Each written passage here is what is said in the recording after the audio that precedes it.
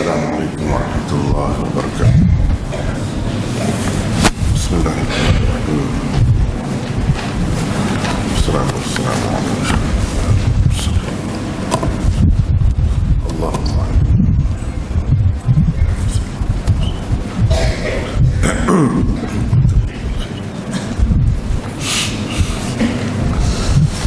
minggu lepas kita lekat di surah An-Nisa, surah yang ke-11 dari segi tertib turunnya, dan yang keempat dalam tertib mushaf atau tertib susunan Quran yang ada. Dan kalau kita nak tengok dalam tu banyak lagi pengajarannya banyak, jadi rasanya tak perlulah, tak perlu tu, kita tinggallah. Cuba kita pergi kepada seterusnya surah yang ke-12, iaitu surah Al-Hadid. Surah Al-Hadid. Surah Al-Hadid ini dalam tertib Quran yang ada ialah surah yang ke-57. Yang ke-57 dari segi tertib turunnya. Ini semua ni surah-surah Madaniyah, surah-surah yang turun di Madinah. Turunnya yang ke-12, tertib turun dalam Quran, surah yang ke-57.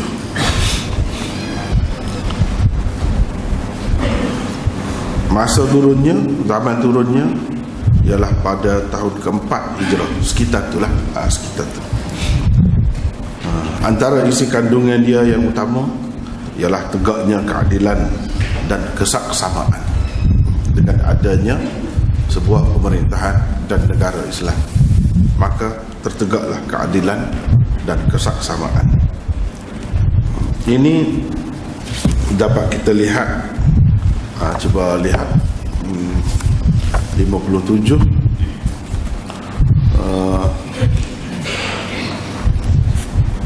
ayat yang ke-10, 11 10, 11.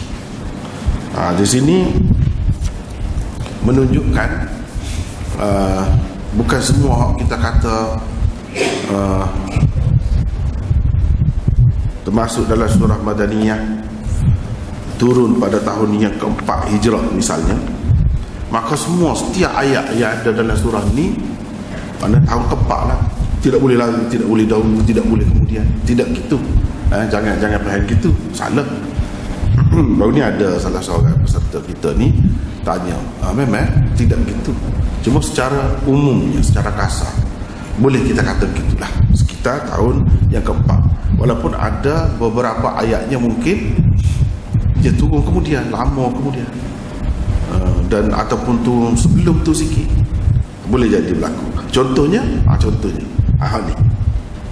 ni cuba kita perhati ayat ke-10 hingga 11. Ni jelasnya tidak turun pada tahun yang keempat, tapi turun selepas tahun yang ke-8 Hijrah, selepas tahun yang ke-8 Hijrah. Amalan ni Muhammad Iman baca, ayat yang ke-10 dan 11 dulu baca tu. أعوذ بالله من الشيطان الرجيم بسم الله الرحمن الرحيم وما لكم ألا تنفقوا في سبيل الله ولله ميراث السماوات والأرض لا يستوي منكم من أنفق من قبل الفتح وقاتل أولئك أعظم درجة من الذين أنفقوا من بعد وقاتلوا وكلا وعد الله الحسنى والله بما تعملون خبير من ذا الذي يقرض الله قرضا حسنا فيضاعفه له وله أجر كريم. Dan mengapa kamu tidak menginfakkan harta di jalan Allah, padahal milik Allah semua usaha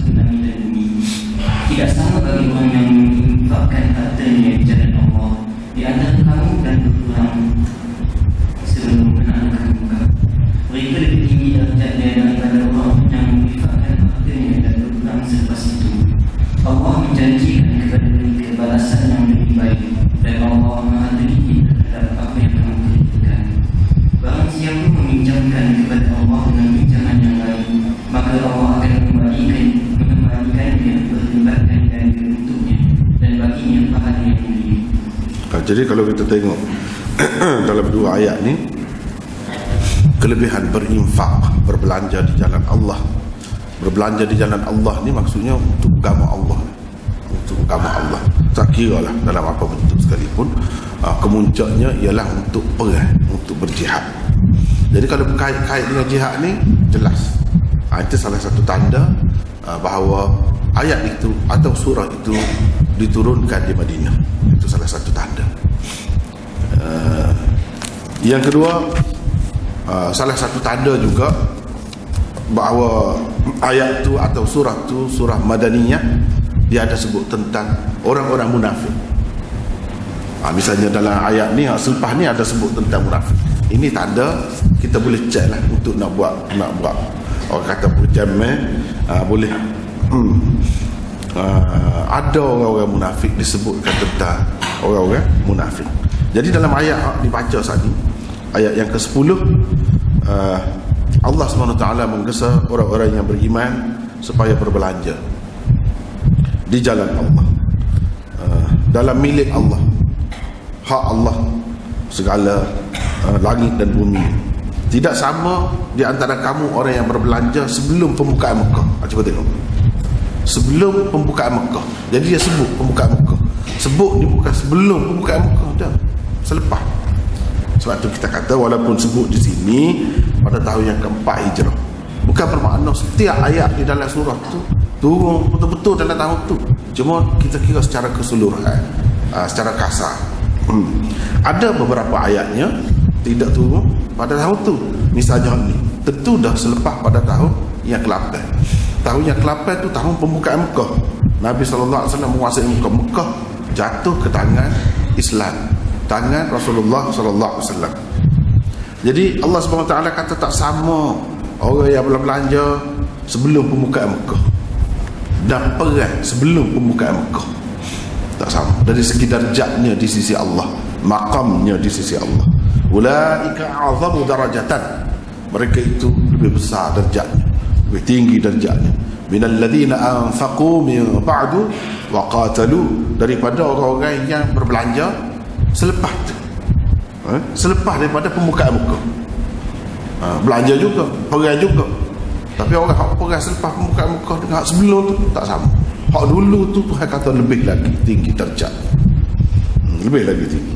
Wa kullu wa'adallahu al-husna, walau bagaimanapun Allah SWT menjanjikan kebaikan untuk semua, sama ada yang berjuang, yang berinfak sebelum pembukaan Mekah atau selepas pembukaan Mekah, semuanya ada kelebihan. Tuhan janjikan al-husna, iaitu syurga, balasan yang baik kepada semua. Walau bagaimanapun, daripada sinilah ulama-ulama buat kesimpulan. Ulama-ulama buat kesimpulan, iaitu sahabat-sahabat hak sebelum pembukaan Mekah, hak mana masuk Islam sebelum pembukaan Mekah, darjatnya lebih tinggi. Sebab Tuhan kata dalam Quran, inilah dalil dia. Sebab Tuhan sebut hak tu lebih tinggi. Dan ni dia sebut sebelum pembukaan Mekah, selepas pembukaan Mekah. Maknanya selepas berlaku lah ayat diturun tu. Selepas berlaku, bukan sebelum tahun yang keempat tu ayat tu akan apa ni, selepas pembukaan Mekah. Tidak begitu. Bermakna ayat ni tidak diturunkan pada tahun yang keempat seperti mana yang kita tulis ni. Yang kata tahun yang keempat tu secara keseluruhan, hak lain-lain lagi. Hak ni tidak, hak ni selepas tu. Walau bagaimanapun Madinah juga selepas tu, turun di Madinah juga, bukan kata Mekah. Tapi setengah-setengah tu dia ada beberapa ayat dia hak tu ke Mekah. Tu lagi jauh. Secara keseluruhannya surah tu Madaniyah, tetapi ada beberapa ayat dia Makkiyah, ada juga kan. Jadi hak tu kena tengoklah. Itulah perlu kepada panduan tu, perlu kepada panduan kita mengaji lah, kata mengaji guru ya kan royak lah. Ni gini-gini. Misalnya sini, ni yang selepas. Dan orang yang berbelanja di jalan Allah SWT tu macam orang yang berhutang kepada Tuhan.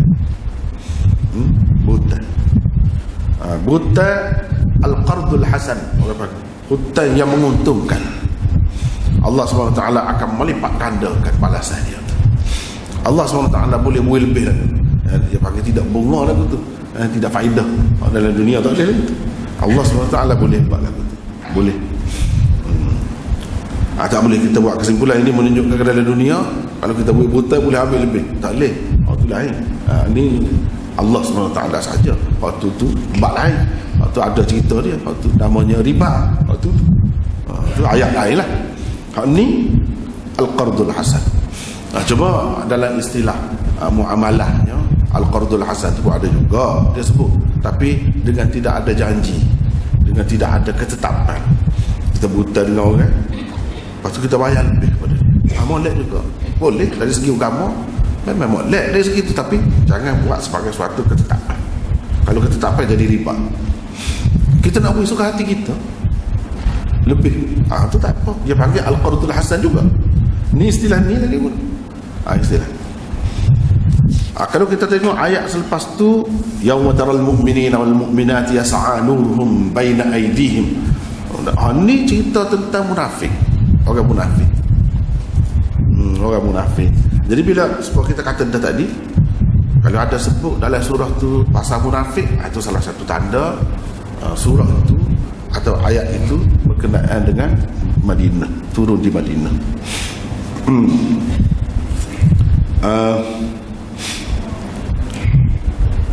Ayat 22-23, sebab ni kita nak ambil mana-mana penting, penting belaka, jangan kata tak penting, penting belaka, hak lebih menarik lah, hak lebih menarik, dan dia bagi suatu paduan yang asas. Cuba Muhammad Iman baca 22-23, ayat 22-23 pula.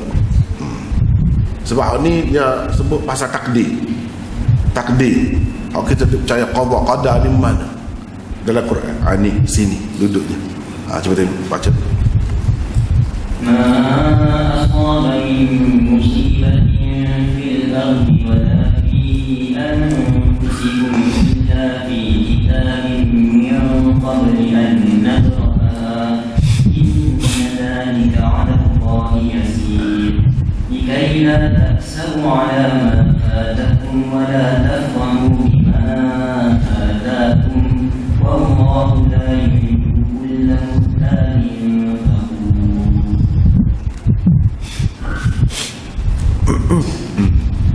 Setiap bencana yang menimpa di bumi dan yang menimpa dirimu sendiri, semuanya telah tertulis di kitab mahfuz sebelum kami menjadikannya. Sesungguhnya itu semua mudah bagi Allah, agar kamu tidak bersedih hati terhadap apa yang hilang daripada kamu, dan tidak terkenal gembira terhadap apa yang diberikannya kepadamu. Dan Allah tidak menyukai setiap orang yang sombong dan membanggakan diri. Inilah asasnya. Kata rukun iman, salah satunya percaya kepada takdir, qada qadar. Kalau kita tengok di tempat lain, dia sebut belaka hak enam perkara tu jujur, kita kata sebut setepak. Lima. Percaya kepada Allah, percaya kepada malaikat, rasul, kitab, apa ni. Hari kemudian ada sebut. Tetapi takdir dia tidak sebut sekali. Yang kita gabung sekali, letak sekali tu pasal dalam hadis. Kita ni ahli sunnah, kita terima sunnah. Kalau nak sebut dalam Quran, bukan dalam Quran tak ada juga, tapi tidak sebut sekali. Mana salah satu tempatnya sebut pasal takdir, salah satu rukun iman, sini. Kalau nak tahu, kalau dalam Quran cara pasal takdir mana, sini. Ayat yang ke-22 di dalam surah Al-Hadid. Dan ayat yang ke-23 diceritakan apa hikmah takdir Allah Subhanahu Wa Taala. Sekali kita tengok, kalau buat tak faham kan, kita rasa macam tak ada daya upaya kita, tak ada ikhtiar usaha kita, tak ada langsung. Semuanya Allah tentukan belakang. Nampak gitu? Sebenarnya tidak gitu. Jadi di sini dia rakyat apa hikmahnya. Cuba kita tengok dalam ayat 22, apa-apa malapetaka yang menimpa di bumi ataupun menimpa diri kita, berlaku pada diri kita sendiri, semuanya sudah Tuhan tetap dah. Ini sebut Tuhan tetap dah dalam kitab. Sebelum kami buat, sebelum kami menciptakannya lagi, Tuhan sudah tetap dah. Tetap dah tu dari segi ilmu Tuhan. Dalam ilmu Tuhan tu ada dah. Tuhan tahu dah kan, ni lagu mana tahu dah. Tapi tahu bukan bermakna paksa. Sebab tu kita boleh buat atas kehendak kita. Nak tak sih, jahat kau buruk kau, tak ada kata terikat tangan kita bila nak buat benda jahat. Tak ada. Nak buat benda baik, tak ada. Kaki kita macam dia berkak. Dah, kita boleh pilih. Hak tu. Sebab tu kata tahu bukan bermakna paksa. Tahu bukan bermakna paksa. Tapi Tuhan tahu. Kita tak tahu. Kita tahu hanya pisah ni kalau kena tangan, luka. Kalau apa ni watimu molek tu belah tak? Tak kena gaya kena tangan kita luka. Kita tahu tu, tapi tak pasti. Tahu tu pun kena tangan kau, tak kena tangan tak pasti. Kita tak tahu. Cuma kita kata kalau kena tangan luka. Sekarang tu lah. Dah ada kau dengan kita tahu gitu bermakna kita paksa seseorang tu. Orang tu jadi tak boleh nak apa ni belah watimu jadi kerat tangan. Adakah gitu dengan sebab kita tak ada kan? Begitulah juga tahu Allah Subhanahu Wa Taala itu bukan makna paksa. Jadi takdir ketetapan mana? Dia berkait dengan ilmu Allah Subhanahu Wa Taala. Bukan berkait dengan ikatan dia. Tak ada. Hak tu jelas semua orang tahu. Semua orang tahu. Kita sendiri pun boleh selalu boleh buat asal. Nak terbit kata terbit. Boleh. Hak tu. Tak ada ikatan, tak ada orang kata paksaan, tak ada terdorong. Kita tak mesti berlaku juga, tak ada gitu. Hak dalam batas ikhtiar manusia, hak di luar batas ikhtiar manusia lain. Hak tu tetap Allah tahu juga. Kita akan jatuh pokok, kita akan accident, kita tidak tahu, bukan kita pilih. Tuhan tahu dah. Jadi hak tahu dia, itu dikatakan takdir. Dia sudah tetap dah. Apa yang Tuhan buat takdir itu likai la ta'sau ala ma fatakum, supaya kamu tidak kecewa atas sesuatu, atas apa-apa yang terlepas daripada kamu. Kita tak boleh satu benda kita nak, kita tidak kecewa. Itu hikmahnya. Orang yang tak percaya kepada takdir, qada qadar, dia gelisah. Dia gelisah kan? Kita tidak. Orang yang percaya pada takdir ni tak akan kecewa atas apa yang terlepas daripada kita. Wala tafrahu bima atakum, dan tidak gembira sangat, terlonjak-lonjak orang kata kerana dapat sesuatu yang kita nak. Sebab kita tak tahu lagi di sebalik orang kita gembira suka kita nak jadi ganda dengan dia, tak tahu sebenarnya. Jadi kita jadi sederhana. Itu faedah takdirnya. Percaya kepada takdir, kita jadi sederhana. Kalau dapat tak molek pun kita tidak rasa tak mesti tak molek. Boleh jadi ada molek di sebalik. Kalau kita dapat benda molek pun tak ada jaminan juga. Boleh mesti ada tak molek seperti itu. Itu takdirnya. Hak sebenar tahu Allah Subhanahu Wa Taala. Cuma kita serah ke dia lah. Kita minta doa dengan dia, biar dia beri hak molek, hak terbaik untuk kita. Kalau kita nak kira suka, berapa ramai orang suka kan boleh kereta. Tahu-tahu dia mati ke kereta accident. Budak-budak muda suka boleh motor besar. Nah, ayah dia beli, mak dia beli, suka lah. Kalau lah ayah dia, mak dia tak, ya dia tu akan mati ke tak beli. Tak tahu tu lah. Tapi Tuhan tahu dah. Tuhan tahu dah. Mak dia akan beli, ayah dia akan beli. Mak dia tahu. Apa dia Allah tahu dah. Jadi dengan sebab tu, kalau kita sekarang ni lah, kita kata budak-budak beresa, kalau tak lulu, mungkin kecewa masa-masa. Tak boleh bukan gitu. Percaya kepada takdir ni dia senyum, kena senyum, suka. Ada tu hikmah, ada sesuatu. Walaupun tak boleh kita bilang, boleh jadi di sebalik tu ada hak lebih molek lagi untuk kita. Dia kena duduk situ. Sebabnya berapa banyak orang kata-kata mula-mula tak molek, lepas tu dia kata mujung gitu. Kemudian bila dapat rupanya gitu tu molek untuk dia. Kemudian lah pada masa tu tak segar. Sebab tu kena sabar. Kena percaya pada ni. Kena percaya. Berapa banyak kita nak sangat molek, tak molek. Sebab tu jangan berdoa-doa sangat. Berpada-pada. Tak boleh juga setelah kita ikhtiar cuba dah, tak boleh juga. Tak. Ada lah tu. Surah Tuhan. Ada lah tu. Kena duduk situ. Duduk situ setengah-setengah orang kan, dia marah lah. Tak boleh take it, lepas terbang dia terlepas marah. Dia tak tahu kapal terbang tu pecah lepas pada tu. Air tak tahu apa mana. Ada hak terlepas apa guni tu kan ada. Mujur lah pula. Mujur lah kata tu bendanya. Jangan duk kira gaduh saja. Nak cepat saja tak boleh. Itu bukti berapa banyak benda kita kenal, kita nak sebenarnya tak boleh. Kita tidak bergembira sangat. Gitu. Alhamdulillah. Kalau tak boleh, alhamdulillah. Adalah tu. Tidak kata kalau orang kafir percaya pada dia guli batin. Gol ni gelepar.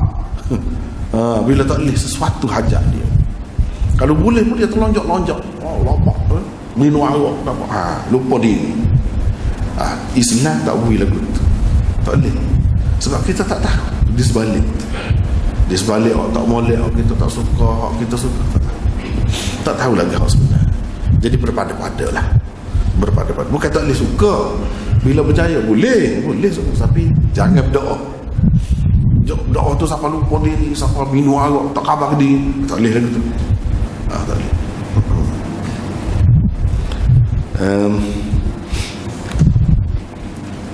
Kemudian ayat 25. Ayat 25 cuba Muhammad Iman baca.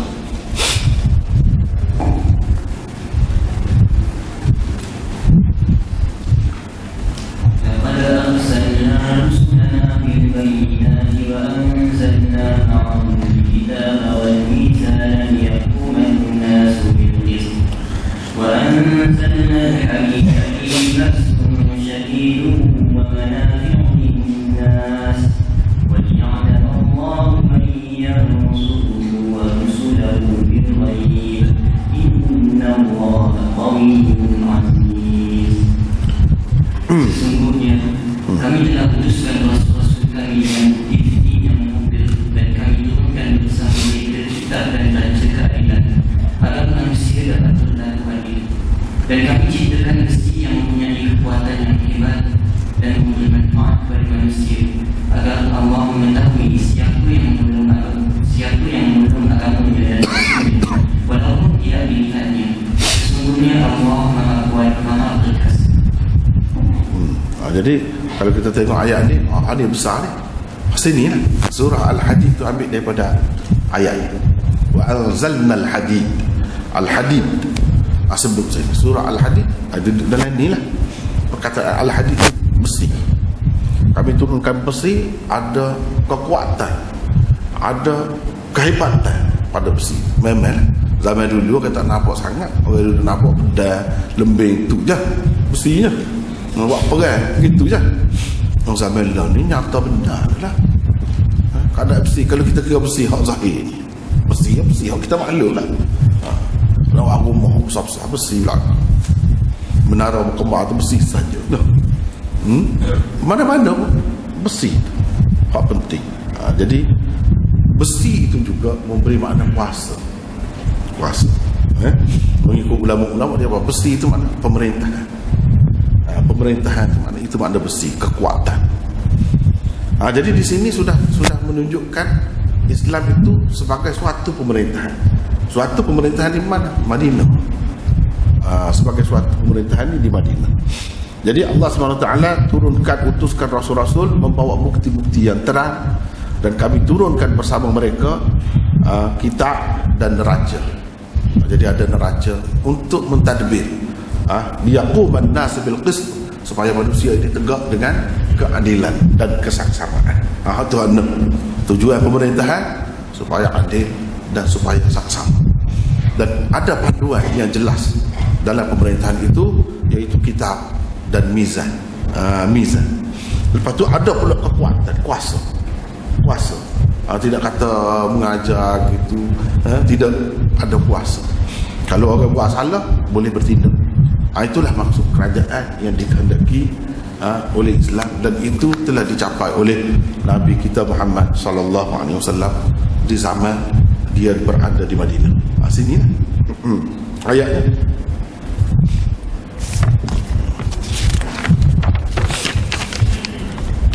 Seterusnya kita pergi kepada muka surah 40 tu, surah yang ke-13 dari segi tertib nuzulnya dan dari segi tertib di dalam mushaf dan dalam Quran ada ni ialah yang ke-33.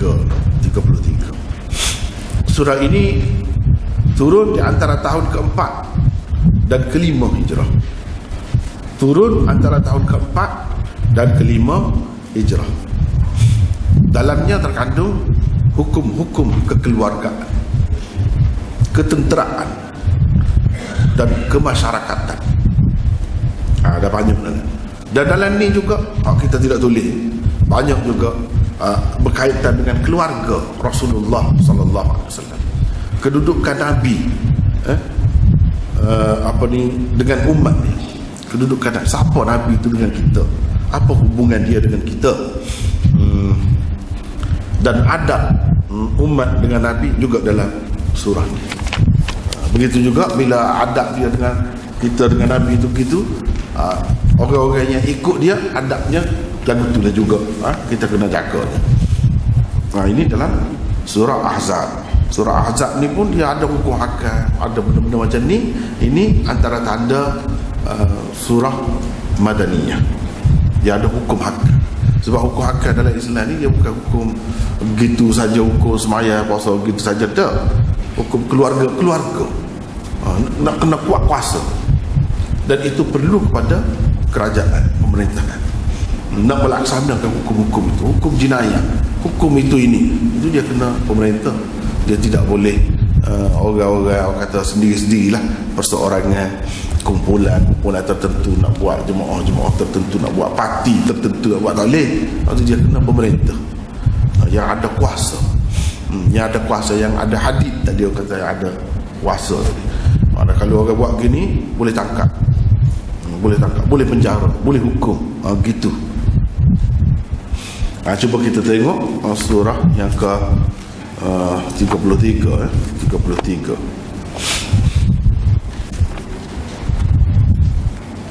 Surah yang ke-33 ya. Itulah dipanggil surah Al-Ahzab. Al-Ahzab maknanya kumpulan-kumpulan, parti-parti, kumpulan-kumpulan yang berpakat untuk sesuatu maksud dia.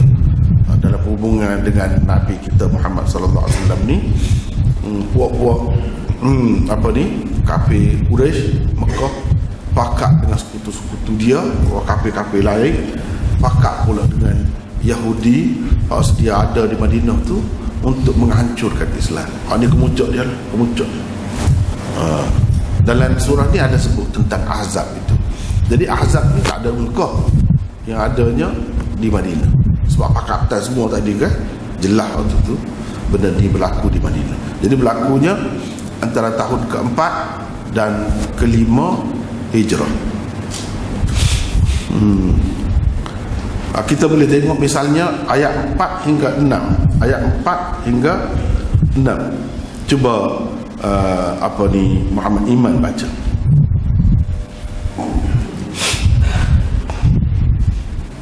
Ma ja'ala Allahu li rajulin min qalbayni fi jawfihi wa ma ja'ala azwajakum allati tudahiruna minkunna ummahatikum wa ma ja'ala ad'iyaakum abna'akum ذلكم قولكم بأفواهكم والله يقول الحق وهو يهدي السبيل ادعوهم لآبائهم وأقسط عند الله فإن لم تعلموا آباءهم فإخوانكم في الدين ومواليكم وليس عليكم جناح فيما أخطأتم به ولكن ما تعمدت قلوبكم وكان الله غفورا رحيما النبي أولى بالمؤمنين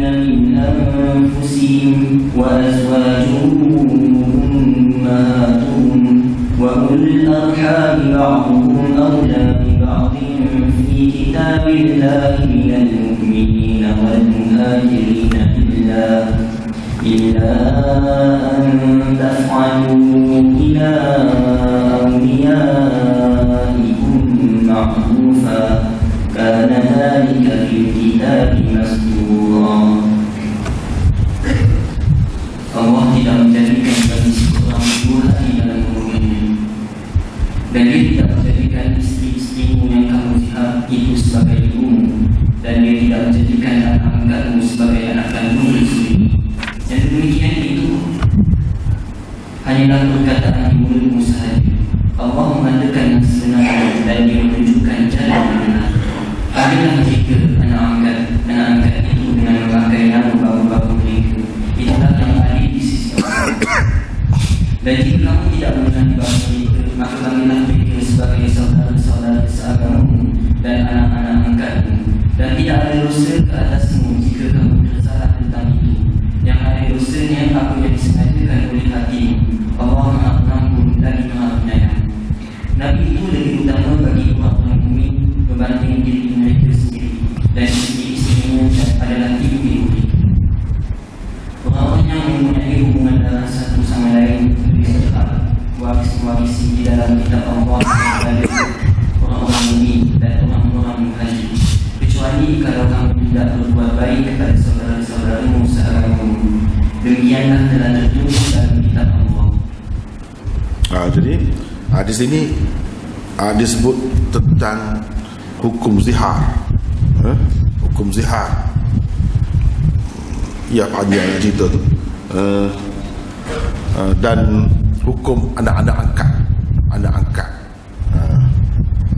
Jadi zaman Nabi SAW tu sudah ada anak angkat. Nabi sendiri pun ada anak angkat. Dan itu boleh diterima dalam Islam. Kata boleh terima. Ambil seseorang sebagai anak angkat boleh. Tetapi anak angkat dia nak kata serupa dengan anak sendiri, tidak. Nak bankkan kepada kita, ambil anak angkat tu tak boleh. Kena bank kepada ayah dia. Ini berdasarkan ayat. Inilah orang panggil sistem kemasyarakatan tu. Nabi SAW ubah di zaman jahiliah ada dah sistem anak angkat, tapi anak angkat tu bank kepada ayah angkat dia. Boleh pesaka lah, pesaka tu boleh sampai ke peringkat tu.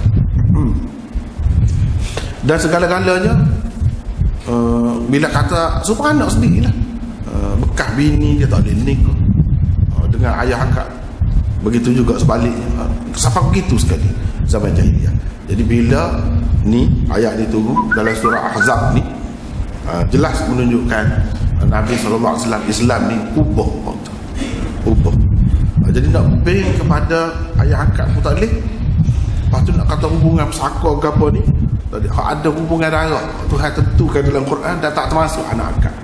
Masalah pesaka tu begitulah dalam sistem Islam ni.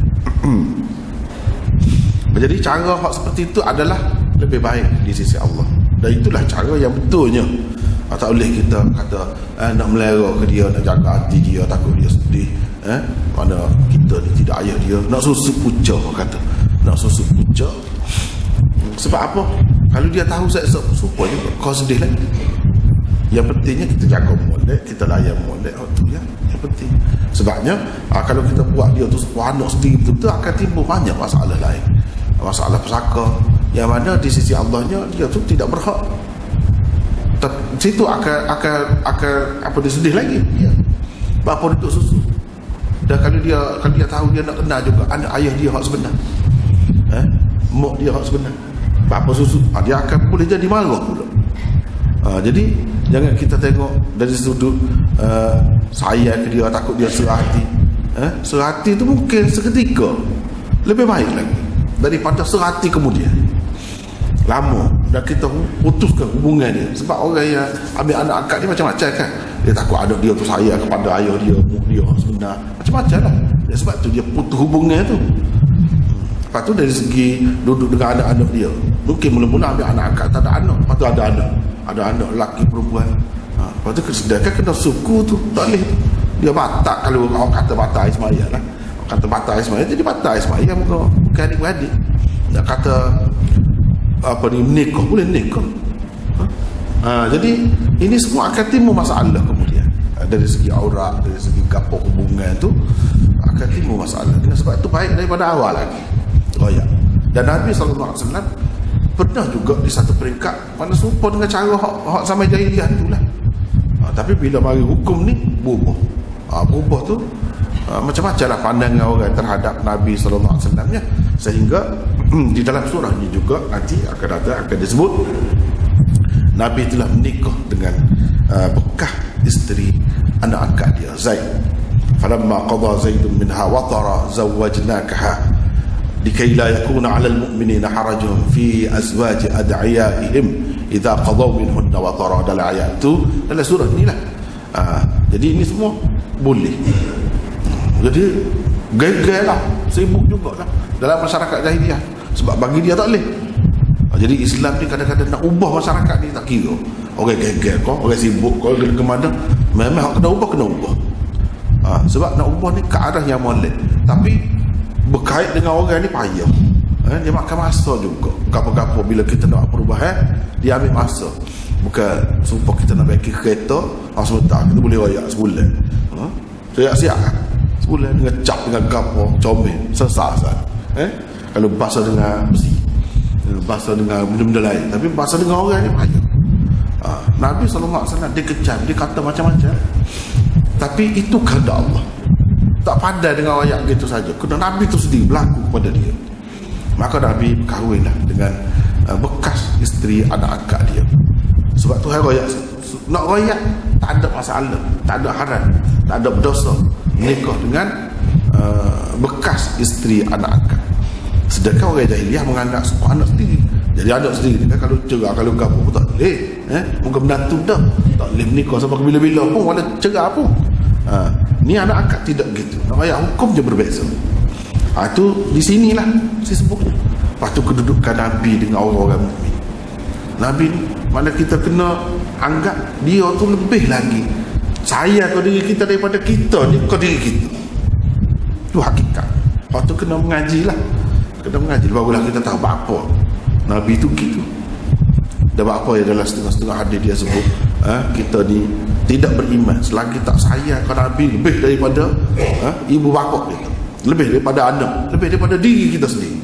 Dia ada kaitannya ayat ni. Apa gitu? Di mana kewajarannya, kebenarannya? Memang ada kebenaran. Hal tu panjanglah, kita tidak nak cerita sini. Dalam syarah-syarah hadis sudah ada ditulis dah tu.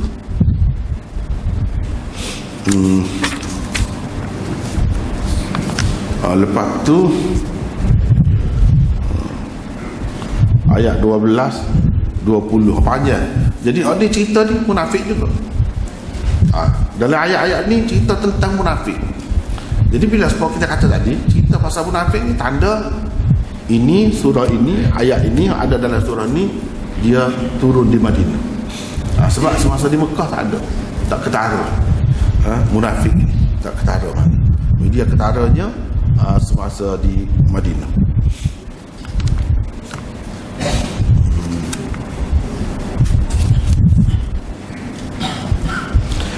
Lepas tu ayat 21 hingga 24. 24. Tapi kita baca sikitlah, kita baca hal tu. Ayat 22 saja. Muhammad Iman baca tu. Ayat 22 saja. Kalau nak kira daripada 21 hingga 24 tu, dia ada kaitan dengan apa ni, Ahzab ni. Cuba baca ayat 22 saja. Muhammad Iman. ولما رأى المؤمنون الأحزاب قالوا هذا ما وعدنا الله ورسوله وصدق الله ورسوله وما زادهم إلا إيمانا وتسليما. Dan ketika dua orang mukmin melihat golongan-golongan yang bersuku itu, mereka berkata, inilah yang dijanjikan Allah dan Rasulnya kepada kita, dan benarlah Allah dan Rasulnya. Demikian itu menambahkan keimanan dan keislaman. Jadi hasil inilah Ahzab tu. Walamma ra'al mu'minuna al-ahzab. Ahzab ni duduk sini lah. Dan nama surah ni pun diambil daripada perkataan ni. Ahzab ni sebab hak ni hak pentingnya dalam surah ni, lebih utamanya bincang tentang hak ni. Bila orang-orang mukmin tu lihat Ahzab ni, puak-puak atau golongan-golongan yang buat pakatan untuk menghancurkan Islam tu, semangat tu, pengikut-pengikut Nabi tu, dia kuat, dia tidak gentar. Walaupun pakak ramai banyak kumpulan ni nak menghancurkan Islam, dia kata inilah yang dijanjikan Allah dan Rasulnya. Wa sadaqallahu wa rasuluh, dan benarlah Allah dan Rasulnya. Tidak menambahkan kepada mereka selain iman. Kau beriman, kau berserah kepada Allah SWT mereka itu. Tidak kata nak ragu. Jadi sebab itu dia katakan sahabat-sahabat sebelum daripada Fatih Makkah tu memang lebih, memang tu tengok sifat dia yang disebutkan dalam Quran. Tidak kata nak gentar hak Islam semua tu. Hak munafik pada juga dia sebutlah dalam ni, hak munafik lagu mana sifatnya. Jadi hak Islam lagu ni kau kuat iman. Tidak kata nak gentar dengan sebab pakatan beberapa golongan untuk menentang Islam itu. Dan pakatan itu termasuk pakatan melibatkan juga orang-orang Yahudi di Madinah. Bukan orang kafir biasa ni saja, musyrikin saja, tetapi Yahudi di Madinah juga terlibat. Hal ni boleh kita lihat dalam ayat 26 dan 27. Cuba Muhammad Iman baca situ.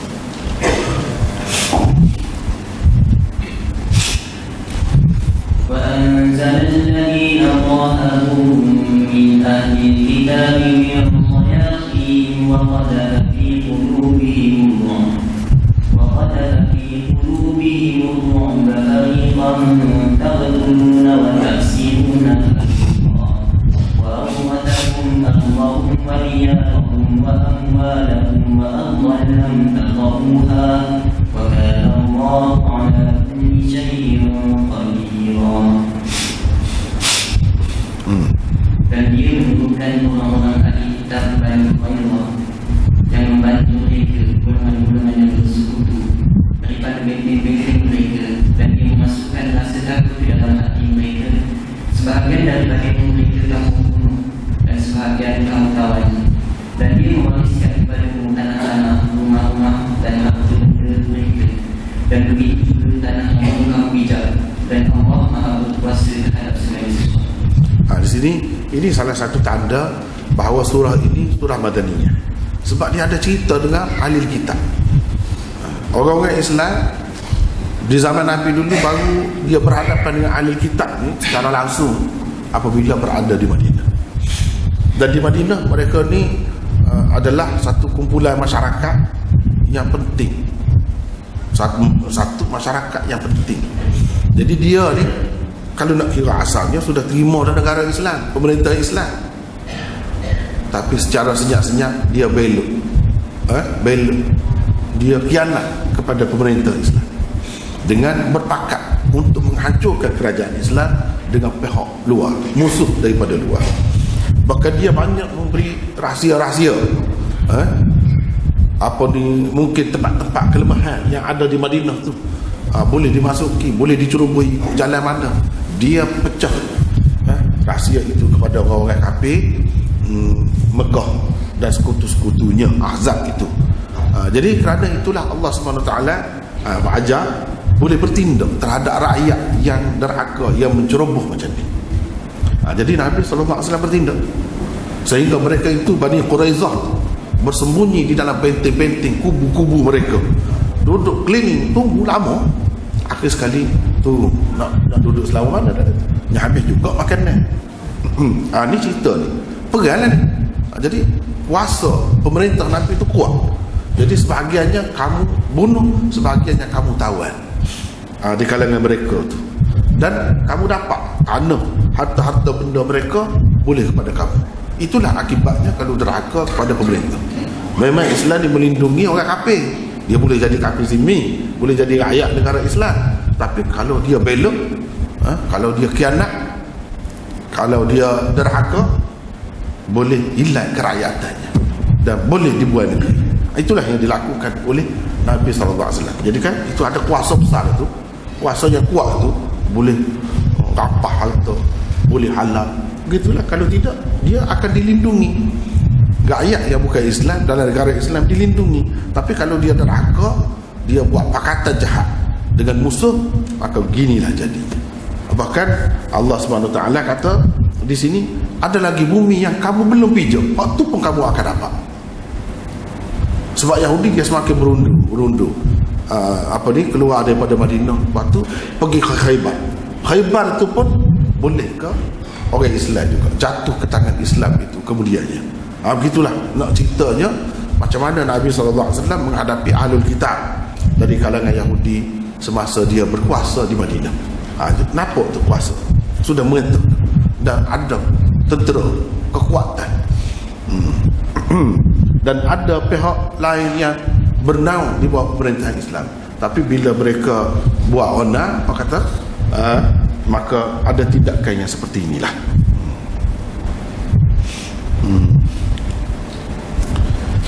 Lepas pada tu, kalau kita perhati ayat ni tentang Nabi dengan isteri-isteri dia, Nabi dengan isteri-isteri dia, macam mana Allah SWT didik isteri-isteri Nabi SAW itu macam mana.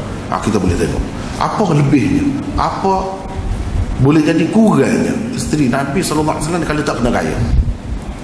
Tetapi dalam sejarahnya, kalau kita perhati dalam hadis, mana-mana yang jelas sebagai isteri dia tu memang hak terpilih.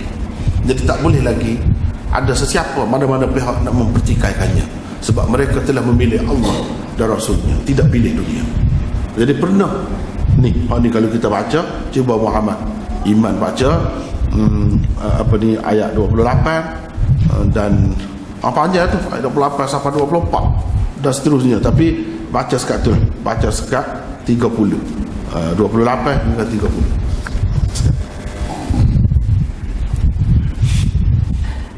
يا أيها النبي قل لأزواجك إن كنتن تردن الحياة الدنيا وزينتها فتعالين أمتعكن وأسرحكن سراحا جميلا وإن كنتن تردن الله ورسوله والدار الآخرة فإن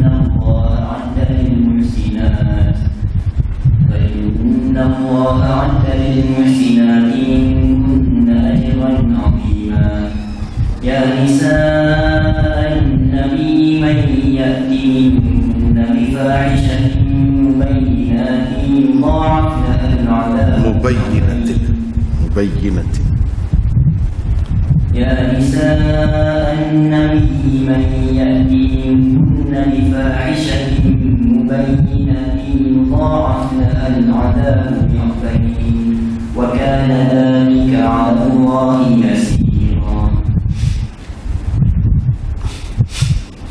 Wahai Nabi, katakanlah kepada istri-istrimu, jika kamu inginkan kehidupan di dunia berserta perhiasannya, maka marilah agar aku berikan kepadamu dan aku ceraikan kamu dengan cara yang baik. Dan jika kamu menginginkan Allah dan Rasulnya serta negeri akhirat, maka sesungguhnya Allah menyediakan pahala yang besar bagi sesiapa yang berbuat baik di antara kamu.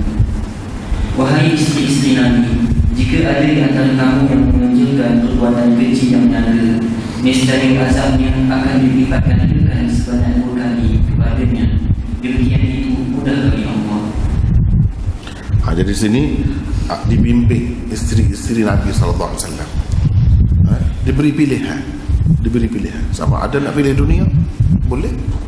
Nak pilih dunia makna tak boleh sekali dengan dia. Nak ceritanya perjuangan hidup Nabi SAW dia berat. Kalau bersedia, ya, boleh lah. Tapi nak kata jaminan kemewahan dunia, tak ada. Akhirat ada jaminan. Kalau nak dunia boleh, tapi tak boleh sekali dengan dia. Itu syarat. Mana penting tu, benda tu penting tu. Mana kena orang betul-betul orang perjuangan sungguh.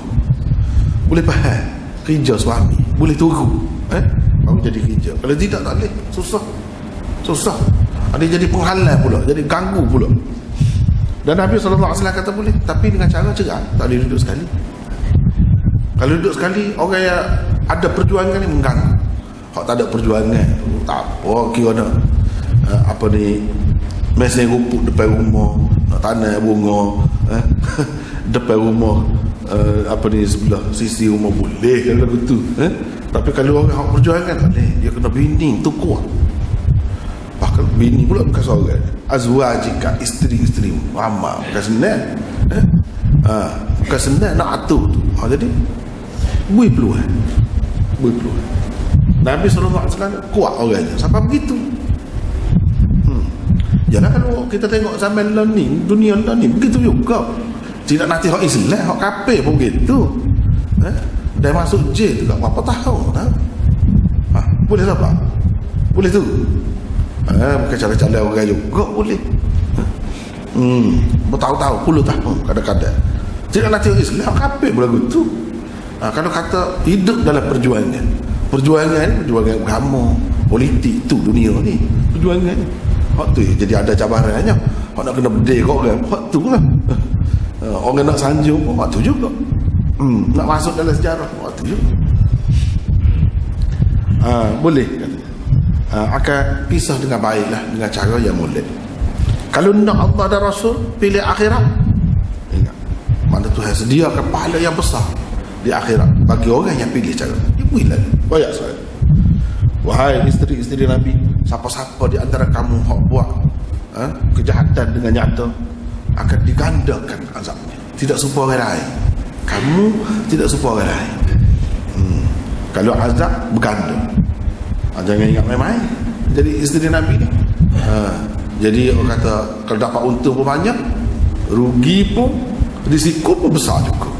Begitulah.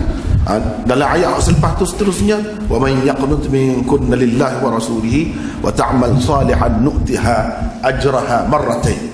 Dua kali ganda ni. Pahala berganda juga pahala. Kalau buat baik pun berganda pahala, buat jahat pun berganda juga.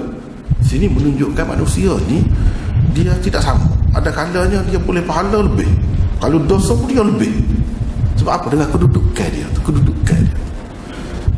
Sebab sepatutnya dia tidak gitu. Tiba-tiba dia buat. Jadi dosa dia tu besar. Dia tidak serupa orang lain. Kalau pahala pun gitu juga. Ni biasa je kita kata dunia ni lagu tu dah. Kalau orang berniaga besar, boleh hutang besar. Bahkan lebih kerak pun teruk juga. Lebih pada orang lain tu. Dari segi perasaan, tekanan perasaan, dari segi tekanan apa ni daripada pihak-pihak yang dia buat gapo teruk, susah juga. Begitulah keadaan dunia ni. Jadi di sini dibimbing isteri-isteri Nabi sallallahu alaihi wasallam. Dan isteri-isteri Nabi tadi dalam ayat tadi diriwayatkan ibu-ibu mereka. Isteri Nabi ni kepada kita ibu kita, ibu orang mukmin. Sebab tu orang panggil ummul mukminin. Isteri Nabi ummul mukminin. Ramah tu ummahatul mukminin. Sebab tu umat tak boleh nikah dengan bini Nabi. Tak boleh. Dia mak kita. Walaupun sahabat-sahabat dulu ada isteri Nabi berapa ramai yang lebih muda daripada dia, tapi lebih muda pun mak dia. Dia kena hormat. Kedudukan tu tinggi sangat. Isteri-isteri Nabi sallallahu alaihi wasallam. Ini dia semua ni bukan pengajaran kita saja, orang lain pun mana-mana berjuang agama dia kena tunggu jalan tu. Lagu tu lah cara dia. Lagu tu lah juga. Tidak kata khusus dengan Nabi saja. Cuma ni contoh. Orang lain pun lagu tu juga. Dia tak boleh mudah-mudah. Tak boleh apa ni buat serupa orang ramai, tak boleh. Dia kena kuat baru boleh buat kerja. Kalau dia tak boleh buat kerja. Tak ada kerja.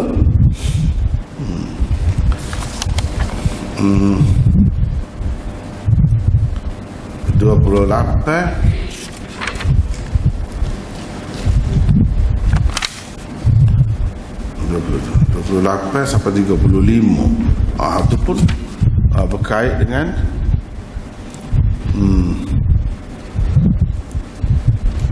ya, tak apa banyak ni cerita kedudukan Nabi SAW. Nabi ni akhir zaman, Nabi yang terakhir, khatamun nabiyyin. Di situ kita dapat ambil akidah, orang kata khatmin nubuwah, Nabi yang terakhir. Tidak mungkin ada Nabi dah selepas Nabi kita. Kalau ada orang dakwa dia Nabi, bohong, tak betul. Kita kena tolak selalu. Sebab akidah kitanya ni, maka Muhammadun aba ahadin min rijalikum walakin Rasulullah wa khataman nabiyyin. Sini mulai ayat 40. Cuba tengok surah ni juga. Dan Muhammad itu tidak ayah kepada mana-mana lelaki.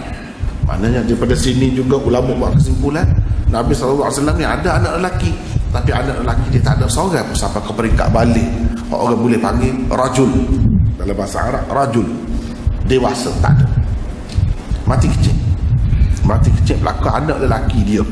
Daripada ayat ni juga ceritanya.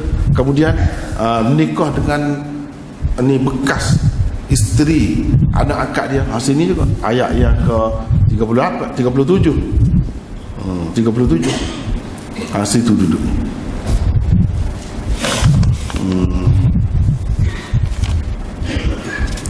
Lepas tu banyak lagi lah lain-lainnya. 53. Ini adab dengan Nabi semasa dia ada dulu. Semasa dia tak ada, mana kita kena tahu apa yang sepatutnya. Sekurang kita tahu sejarah dia. Zaman Nabi dulu lagu mana. Cuba Muhammad Iman baca ayat 53. Ini adab dengan Nabi. Ya ayyuhalladzina amanu la tadkhulu buyutan nabiy illa ayyuhalladzina ila ta'amin ghayra nadirina ila walakin idza nu'itum fadkhulu fa idza ta'imtum fantashiru wa la musta'nisina lihadith inna dhalikum kana an-nabiyya fayastahi minkum wallahu la yastahi minal haqq wa idza sa'altumunna mata'an fas'aluhunna min wara'i hijab dhalikum adharu qulubikum wa qulubihim wa ma kana lakum an tu'tu rasulallahi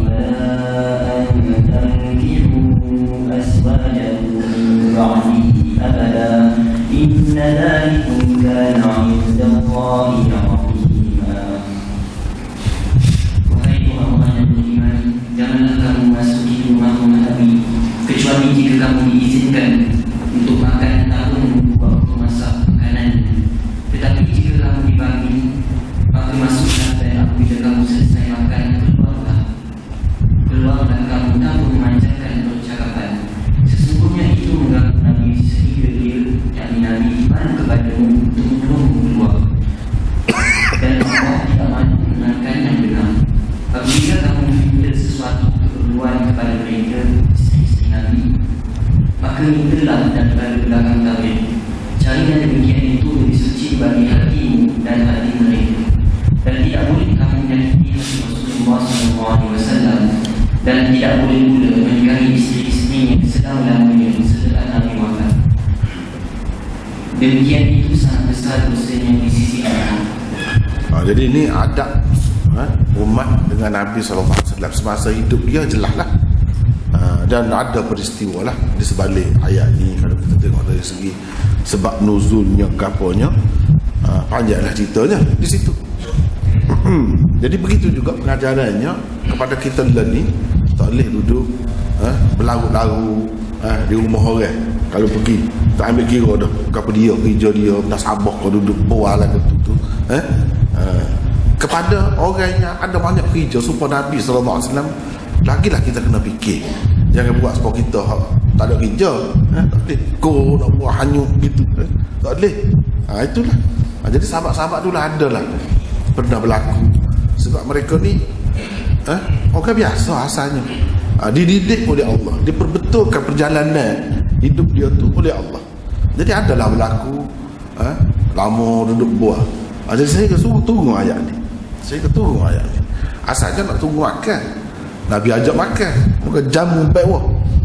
Dia jadi ralik pula dia buat. Dia tak fikir ni orang nikah kan ni. Jadi Tuhan tegur lah. Bila tegur tu lepas pada tuduk lah, pada masa ni. Lepas tu adab dengan isteri-isteri Nabi. Jadi isteri Nabi ni perlu berhijab. Hijab dia tu lebih daripada orang lain.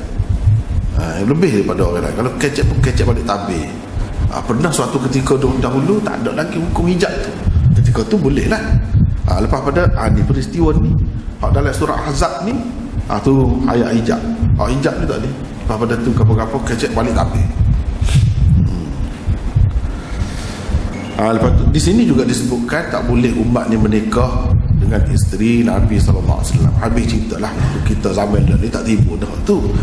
Coba hidup zaman Nabi dulu memang jelas tak boleh. Tak ada seorang pun sahabat menikah dengan isteri Nabi SAW. Kalau ada juga macam Ikrimah anak Abu Jahal, dia masuk Islam boleh. Dia nikah dengan anak dengan isteri Nabi. Isteri pada nama saja, bukan isteri hak sebenar. Tu kena faham beza antara beberapa isteri Nabi ni. Ada juga isteri Nabi yang hanya akad saja nikah, tapi dia tak ada duduk sekali. Tak ada duduk sekali sebagai suami isteri, mengadakan hubungan kelamin apa tak ada. Hak tu boleh jadi, boleh nikah dengan orang lain. Dan sahabat-sahabat ada menikah. Begitu juga Nabi juga dia tak ada duduk sekali sebab dia tak sah kepada Nabi SAW. Itu adalah peristiwa dalam hadis. Kemudiannya nikah dengan orang lain itu ada, tapi hak duduk sekali dengan Nabi sebagai suami isteri, hak tu tak ada. Boleh nikah. Hak tu lah orang panggil Ummul Mukminin. Ada pun hak tadi, hak semata-mata akad nikah. Apa yang kita kata berlaku lagu tu gini, orang kenal sangat ke Nabi, kenal sangat. Anak dia tak tahu mana, dia akad dah. Muka boleh kan ayah? Boleh. Dia akad dah, asal kenal, asal Nabi ni.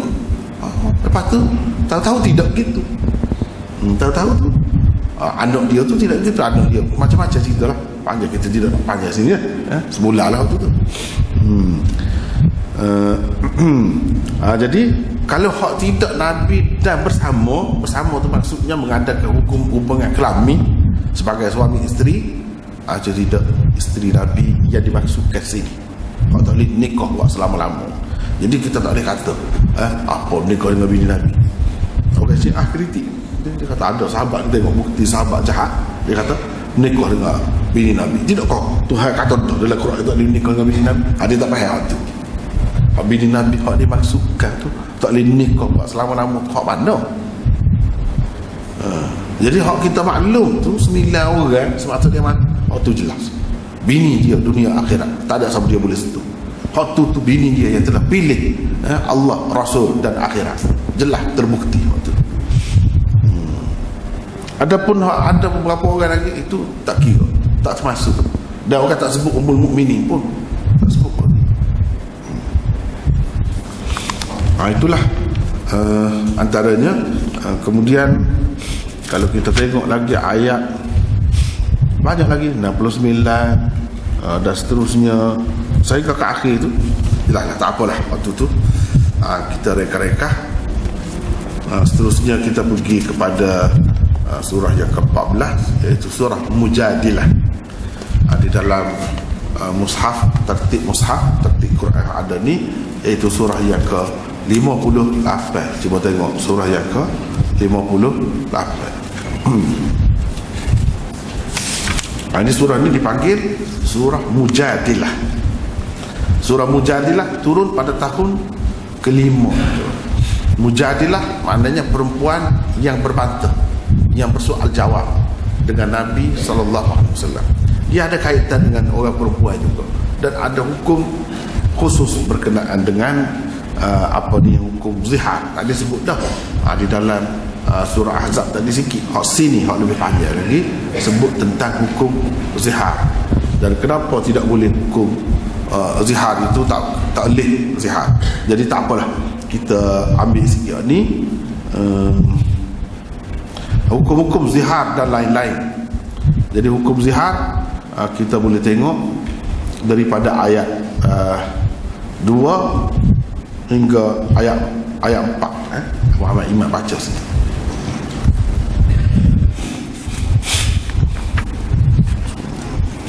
الذين يظاهرون منكم من نسائهم ما هن أمهاتهم إن أمهاتهم إلا اللائي ولدنهم وإنهم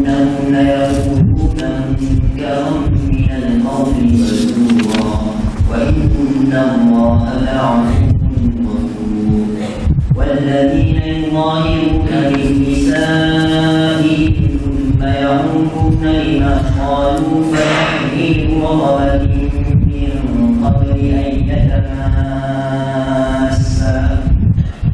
ذلكم توعدون به والله بما تعملون خبير فمن لم يجد فصيام شهرين متتابعين من قبل أن يتماسا فمن لم يستطع فإطعام 60 مسكينا ذلك لتؤمنوا بالله ورسوله وتلك حدود الله وللكافرين عذاب أليم. Orang-orang yang menjihadkan istrinya daripada kalangan kamu adalah orang-orang yang bersalah. Kerana isteri-isteri mereka bukanlah ibu-ibu mereka. Ibu-ibu mereka tidak lain hanyalah perempuan-perempuan yang melahirkan mereka. Dan sesungguhnya mereka itu memperkatakan sesuatu perkara yang mungkar dan dusta. Dan ingatlah sesungguhnya Allah Maha Pengampun. Dan orang-orang yang menjihadkan istrinya kemudian mereka menarik kembali ucapan mereka kerana istrinya itu haram kepadanya, maka hendaklah suami itu memerdekakan seorang hamba sebelum mereka berdua suami isteri bersama kembali.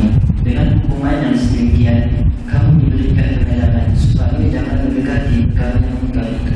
Dan ingatlah Allah mendalam pengetahuannya akan apa yang kamu lakukan. Kemudian sesiapa yang tidak dapat memerdekakan hamba, maka hendaklah dia berpuasa 2 bulan berturut-turut sebelum mereka yang suami isteri itu kembali bersama. Akhirnya sesiapa yang tidak mampu berpuasa, maka hendaklah dia memberi makan kepada 60 orang miskin. Ditetapkan hukuman itu untuk membuktikan iman kamu kepada Allah dan Rasulnya dengan mematuhi perintahnya serta menjauhi adat jahiliyah. Dan itulah batas-batas hukum Allah.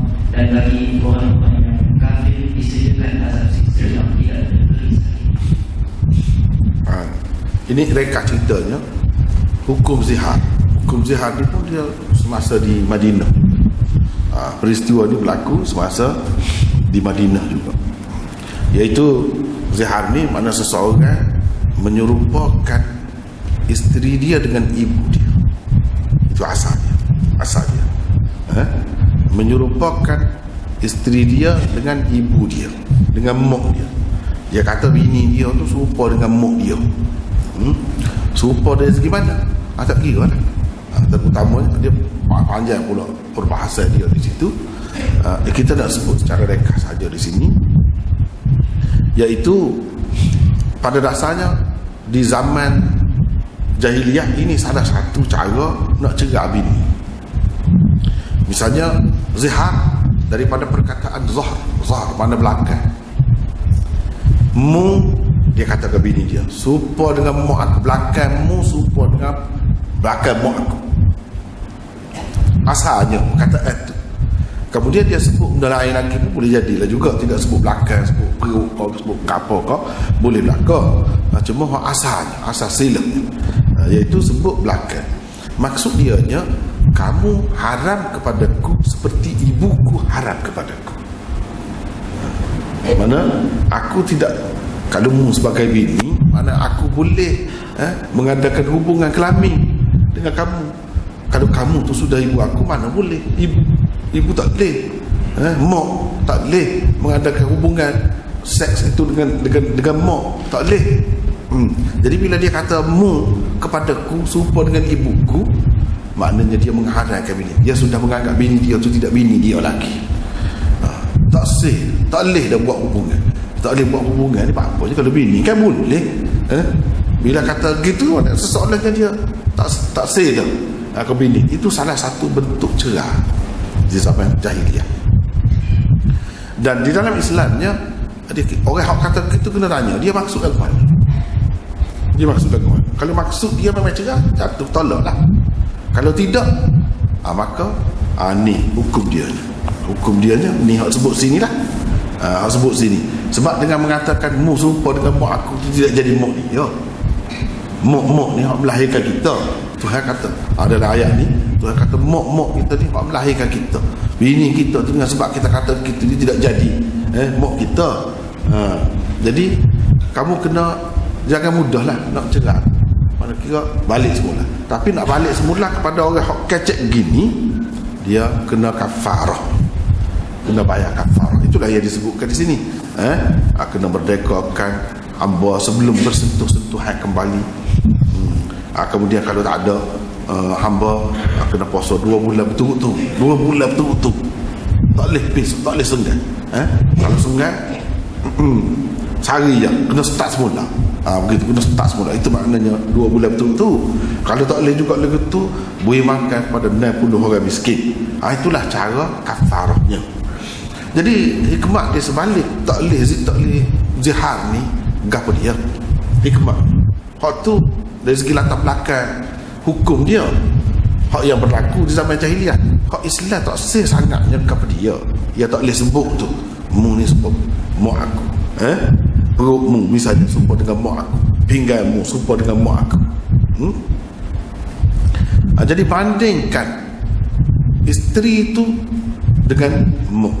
Dia takut gini, sebenarnya dia nak jaga sangat mahramiyah. Orang kata kedudukan seseorang perempuan sebagai mahram kita, atau seorang lelaki kepada perempuan, seorang lelaki sebagai mahramnya, kena jaga. Jangan bertelitah benda bukan-bukan, benda-benda yang boleh membawa. Dan kalau sama perutmu serupa dengan mak aku, mak aku boleh setubuhi, jadi mak aku pun boleh juga. Dia lagi tu jangan. Sebab tu jangan sentuh siapa-siapa hak mahram mu serupa dengan adik aku. Adik aku tak boleh. Jangan sentuh. Sebenarnya Tuhan nak sekat, nak tutup terus biar rapat jik. Jangan beri telitah benda-benda hak tak molek, hubungan hak tidak layaknya kita adakan dengan orang-orang yang kita panggil mahram itu. Sehingga sekarang dia berlaku banyak sumber mahram apa kan. Ni benda je dia anggap serupa. Kalau serupa datang boleh lah. Ni manusia tak boleh lagu tu. Sebab tu Tuhan sekat lah. Jangan kata dulu, kata lagu tu salah. Tak kira lah nak cerai kau tidak nak cerai kau tak cara. Itu salah satu sekatan sebenarnya. Orang kata bendungan, dia bendung supaya tidak berlaku benda macam tu. Tujuannya supaya kita tak telitah. Orang kata dalam mimpi pun tak panggil benda lagu tu. Itu tujuannya, supaya hubungan manusia ni dengan orang-orang tertentu mahram dia hubungan yang suci. Tidak kata seorang lelaki ni kalau dengan perempuan dengan hubungan seks semata-mata, kerana tidak, dia lebih daripada itu. Ibu kita, adik-adik kita, mak saudara kita, tak boleh nak fikir, tak boleh nak bayar benda-benda lagu tu. Sebab kita ni manusia, barulah layak sebagai manusia. Jadi untuk nak sekat, maka ada hukum ini. Itu hak terbaik, antara yang terbaik. Kita tengok macam mana Islam ni menyekat unsur-unsur ataupun kecenderungan yang buruk, yang keji di dalam jiwa manusia. Macam mana? Macam inilah cara dia. Sebab itulah jadi mulia sangat seseorang tu kasih kepada ibu dia, tak ada langsung. Kalau dia peceng, kalau dia uruk, kalau dia gapo pun mak dia uruk dia uruk mak dia, dan lain-lain lagi hak mahram, tak ada seragam satu. Padahal perempuan juga baru layak kita di manusia. Kalau tidak jadi binatang lah. Kalau duduk surah tu kalau kan. Tu benda je besar tu dalam pembentukan satu masyarakat. Satu masyarakat nak boleh jadi sebuah negara yang kukuh, dia kena ada jiwa lagu tu. Kena orang ngerti beza. Tidak kata tak ngerti beza. Anak cucu, anak apa ni, kita kata anak tiri boleh berlaku macam-macam. Ni tak payah tu. Tak payah. Gapo dia orang panggil mahram-mahram. Mahram-mahram ni kehormatan kita, maruah kita. Kita tak sanggup dijajah, tak sanggup orang nak serang, nak jaga mahram sana. Orang-orang yang patut kita lindungi, kita sanggup mati kerana dia. Tu kedudukannya. Tiba-tiba berlaku gitu. Sebab terlajak tak faham agama. Jadi gitu. Lepas tu kita pergi kepada surah Munafiqun. Surah Munafiqun yang ke-14, turunnya di Madinah juga. Sebab kita kata tadi, kalau berkait dengan munafik ni, Madinah lah. Kemudian dalam tertib dalam Quran ni, surah yang ke-58. 58 bukan 63. 58 tu di atas tu. 63. Surah Al-Munafiqun 63. Cuba tengok situ. Jadi kalau kita tengok nama surah tu pun jelas dah situ tentang orang-orang munafik. Allah SWT sebutkan banyaklah sifat-sifat munafik di dalam surah ini. Di dalam surah-surah lain pun ada juga, tapi sini lebih lagi. Lebih lagi. Terutamanya hak di zaman Nabi SAW dulu, macam mana perangai-perangai puak-puak ni. Dan hak disebut dalam Quran ni kan, dia bukan sebut nak kata kat orang, nak suruh kita tilik kita selalu. Kita ni ada ke tidak lagu tu? Kita ni lagu tu kan? Kalau lagu tu kena baiki, kena baiki. Sebab orang munafik ni neraka juga, bukan kafir saja hak tu masuk neraka je. Orang munafik ni Allah benci, tak suka. Bukan orang kafir saja, Allah tidak suka. Jadi kena tengok kita ada ke tak ada. Begitulah hak lain-lain orang kafir pun, bila Tuhan tegur kata gini tak boleh, kita ada ke tidak? Kena tengok kita baru berguna. Kalau tidak, kena orang sama, kena orang sampai dulu, muka cerita sampai dulu. Sebenarnya dia nak kaitkan dengan kita, nak baiki kita supaya kita tidak jadi gitu. Kalau dia kritik sebut Yahudi gini. Tanyalah kita ada. Kalau ada, jadi lagu tu juga ada. Sepatutnya tidak ada. Kalau Yahudi misalnya ikut tu nenek, kita dapati tu nenek kita lagu tu duduk buat, kita pun turut lagu tu, tak kira dah betul ke tak betul, menasabah ke tidak menasabah. Itu cara Yahudi, cara orang kafir. Orang Islam maknanya sepatutnya tidak gitu lah. Kalau begitu juga sepatutnya apa beza apa lebihnya. Sama-sama kalau kita baca Quran kena ingat gitu. Jangan ingat tak ada kena-mengena dengan kita. Dia ada kena-mengena. Ada kena-mengena. Surah Munafiqun tahun yang kelima tahun yang ke-6 Hijrah. Pada tahun ini juga berlaku perang dengan Banil Mustaliq. Dalam sirah tu berlaku pada tahun ini. Jangan jadi munafik, sebaliknya berbelanjalah di jalan Allah. Jadi orang munafik ni salah satu yang menjadi penghalang dia, yang jadi dia kokek-kokek gitu tu, tak sampai PPT lah. Saya PPT. Dia tidak tahu kerja agama ni banyak memerlukan pengorbanan dari segi harta benda. Pengorbanan harta benda. Jadi itulah yang disebutkan di dalam ayat ni. Bahkan dia ancam. Misalnya kita boleh tengok di dalam ayat yang ke-8. Ambil autus. Muhammad Iman baca.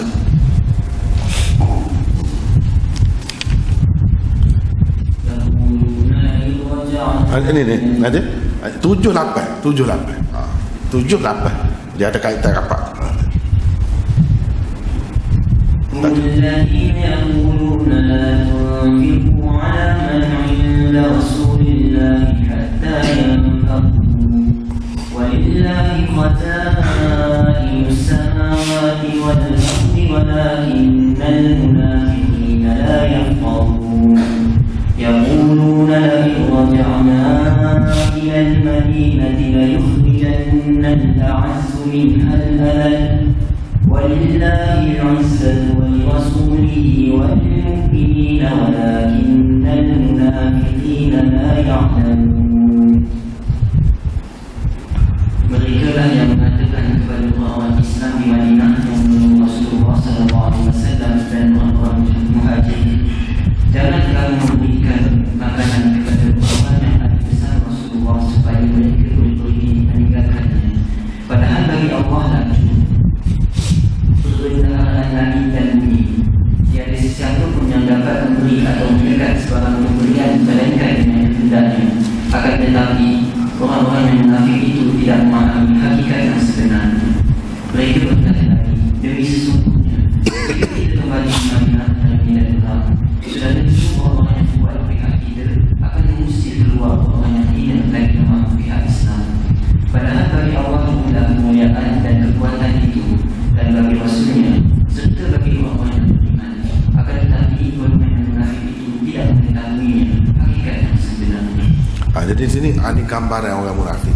Dia bukan nak menguatkan, dan bukan nak menyatu padukan, dan bukan untuk nak kemah masyarakat Islam itu nak pecah. Itu salah satu sifat munafik, nak pecah. Jadi sehingganya kalau masyarakat tu perlu kepada bantuan, jangan beri bantuan. Biar berselera, tinggal Nabi. Gitu cara dia tu. Itu cara tak kena. Jadi dia berasa seolah-olahnya kekayaan ni duduk pada dia. Allah SWT padahalnya yang memiliki segala kekayaan langit dan bumi. Tuhan boleh beri rezeki kepada sesiapa saja yang dikehendakinya, bukan bergantung dengan dia. Dia tak fikir gitu.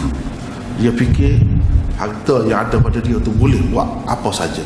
Boleh membuat orang umat Islam porak-poranda, boleh buat orang Islam ni meninggalkan Rasulullah sallallahu alaihi wasallam. Lepas tu duduk kata pula, kalau balik ke Madinah, pergi perang balik, Al-A'az, siapa dia? Munafik lah, kepala munafik. Kalau dalam sebab-sebab nuzul apa ayat ni dia sebutkan Abdullah bin Ubay bin Salul. Dia lah kata hak A'az yang lebih mulia akan mengeluarkan hak hina. Jadi dia pandang Nabi tu hina, paling hina.